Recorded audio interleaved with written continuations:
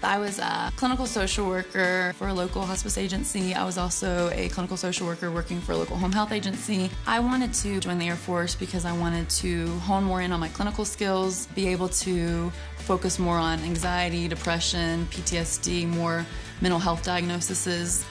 My mother is a retired lieutenant colonel. My father is a retired lieutenant colonel.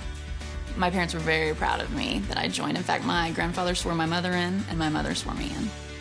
When it came to commissioned officer training, your first morning there, they wake you up at crack of dawn. They're banging on your door just to give you the taste of what you're missing because you're not enlisted. And they march you out to the parade ground, and they have a blue line out there, and they read you this unbelievable inspirational message, and then they have you take a step forward, meaning crossing into the blue, so crossing into the Air Force. Me and my husband got married prior to joining, so that way he could come with me and have the benefits. You get to travel. We have seen, probably almost every side of the United States there is. I'm looking forward to going overseas too. We get full paid health care. We get extra pay for our housing, and they offer you housing on or off base. So I have probably the biggest house I'll ever have in my life. Being a social worker, we don't get paid very well in the civilian life because of many, many different reasons. So normally you make quite a bit more money being in the Air Force.